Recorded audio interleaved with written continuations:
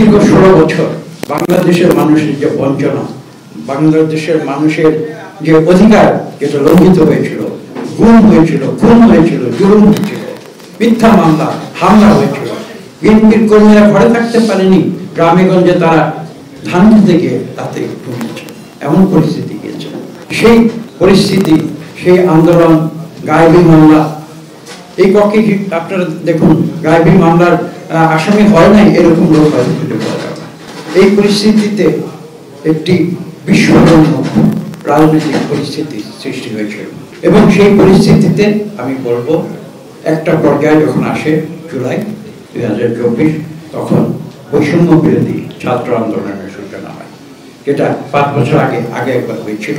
সরকার সেটাকে সীমিত করে দিয়েছিল অত্যাচার নির্যাতনের মাধ্যমে, সেটা নতুন করে মাথা চাড়া দিয়ে ওঠে এবং সেই সময় আমি এভাবে বলবো সেই বিস্ফোরণীয় পরিস্থিতিতে সেই ছাত্র জনতার বৈষম্য বিরোধী আন্দোলন দেশলাই যেমন ঘষা দিয়ে যেমন আগুনের ফুলকি জ্বালিয়ে দেয়, ঠিক তেমনি সেই বিস্ফোরণমুখ পরিস্থিতিতে আগুনের ফুলকি জ্বালিয়ে দিয়েছিল ছাত্র জনতা বৈষম্য বিরোধী আন্দোলনের মাধ্যমে এবং তার ফলশ্রুতিতে একটি বিস্ফোরণ হয়েছিল।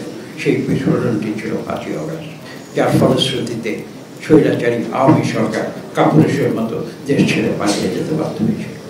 এটাই হচ্ছে রক্তাক্ত 36শে জুলাই সত্যিকার ইতিহাস।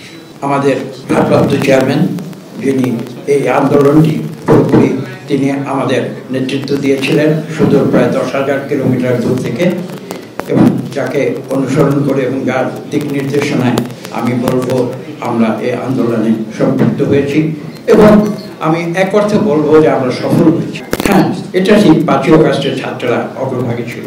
আমি একটা উদাহরণ দিই, খুব সাদামাটা একটা উদাহরণ, যে ফুটবল কিন্তু 11 জন প্লেয়ার খেলে কিন্তু গোল হয়তো একজনই করে। তার অর্থ এটা নয় যে বাকি 10 জন সেই খেলাটি খেলেনি, এটা কিন্তু ঠিক। কাজে যারা এই আন্দোলনকে যদি কেউ ছাত্রদের হাতে কেন্দ্রীভূত করে দিতে চান, আমি সেটা নিষেধ করবো না, কিন্তু আমি বিন্দুভাবে বলবো সেটা হয়তো সঠিক বিশ্লেষণ নাও হবে না।